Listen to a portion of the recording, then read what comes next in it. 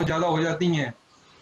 अगर patiently 2-3 holdings में मैं करूं तो मुझे कोई दिक्कत नहीं आती कि राइट। भाई 3-4 शेयर लेके उसको, क्योंकि क्वांटिटीज हो जाती है, क्वांटिटी में फिर वही लॉस जो है वो लैक्स के अंदर बढ़ जाता है, तो वहाँ टेंशन फिर ज्यादा हो जाती बहुत बार ऐसे होता है, तो फिर आप 2-3 लॉट में क्यों नहीं काम करते हो? जैसे आपको पता है, है। मतलब सॉरी टू इंटरप्ट, क्योंकि आपको काफी अच्छा एक्सपीरियंस है, मेरा मुझे कोई मतलब ये नहीं है आपको सजेशंस देने का, क्योंकि आपके पास बहुत ज्यादा नॉलेज है।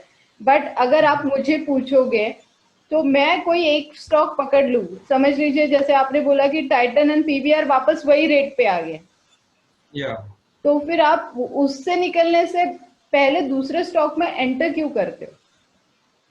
मैडम एग्जैक्टली वही ग्रीडी, वही आप बता रहे हैं, जैसे ये न्यूज आ गई, अब वो न्यूज ही बहुत देखना, यही हमारे लिए बड़ी खराबी हो जाती है और कुछ नहीं है। न्यूज अभी हर आपके एक पास न्यूज, बाद में आती है ना, वही तो है। वही वही मेरे को, वही मैंने आपको कल भी आपको यही समझाया था मैडम, मेरे को मेन डाटा चाहिए। डाटा अगर मेरे को रीड करना जिस दिन आ गया मैडम, मेरे को सब कुछ आ जाएगा, मैं सिर्फ डाटा के अंदर मार खा जाता हूँ। क्योंकि देखिए, अगर लास्ट वीक से आप मेरे वीडियोस में भी, आई डोंट नो आप कितना फॉलो करते हो, बट लास्ट वीक में भी मैंने बोला था कि एंटरटेनमेंट के लिए बहुत बड़ा पैकेज आने के चांसेस है। अभी वो पूरी ओके। तरीके से आया नहीं है, आने के चांसेस है। बट ये हम्म। सारी मतलब रूमर्स आप बोल लो, या फिर हाँ, कोई स्पेसिफिक ऐसी चीजें होती है जहां से डाटा कलेक्ट करना पड़ता है, उसमें आपको सारी न्यूज अपडेटेड रहना पड़ता है।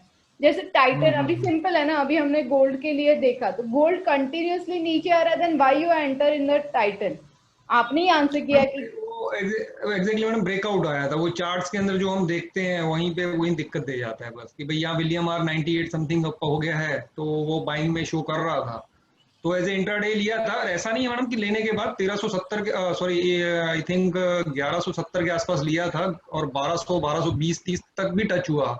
लेकिन वही है, नहीं, हमारी भूख इतनी ज्यादा है कि कम से कम 100 रुपए ना मिले तो फिर मजा नहीं आता, मतलब एक ट्रेड पे हमको एक तो मिलना चाहिए।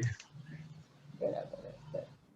वो उसे कोई मतलब कोई न्यूमरोलॉजिस्ट, एस्ट्रोलॉजर कोई आपको हेल्प नहीं कर पाएगा, वो तो खुद को आपको हेल्प करनी पड़ती।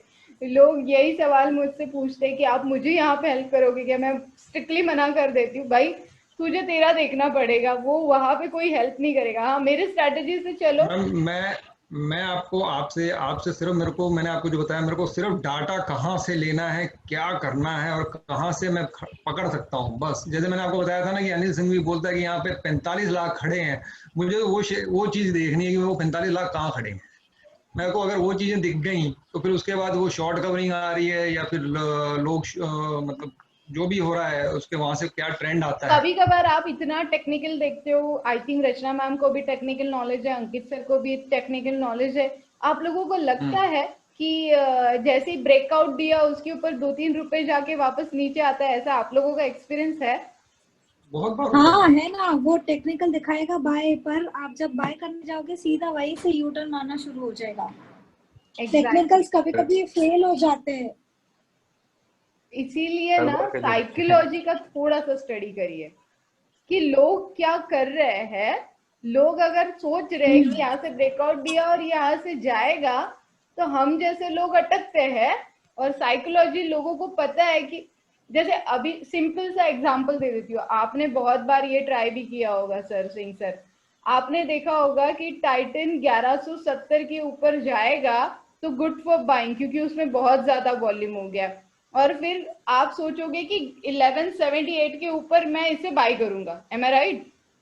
या मेरी डिबेट हमेशा यही होती है कि मैं 11 से 70 पे बाय करती हूँ और मैं 78 पे निकलती हूँ, आप लोग चले जाओ वहां पे। ओके। ऐसे कभी करके देखो, मतलब उसे बोलते हैं साइकोलॉजिकली ट्रेड करना, कि जो लग रहा है ना उसके कभी कभार अपोजिट करके देखो, ऑन पेपर करके देखो। जो आपको लग रहा है कि यहाँ से शीतल ये ऊपर जाएगा, तो एक ऑन पेपर बाय कर लो, एक ऑन पेपर सेल कर लो, फिर ऐसे पूरा हफ्ता कर लो, और हफ्ते भर में देखो कि जो लग रहा था उसमें कितना प्रॉफिट हुआ और जो नहीं लग रहा था उसमें कितना प्रॉफिट हुआ। तो जो नहीं लग रहा था ना, उसमें प्रॉफिट ऑफ रेशियो ज्यादा रहेगा आपका।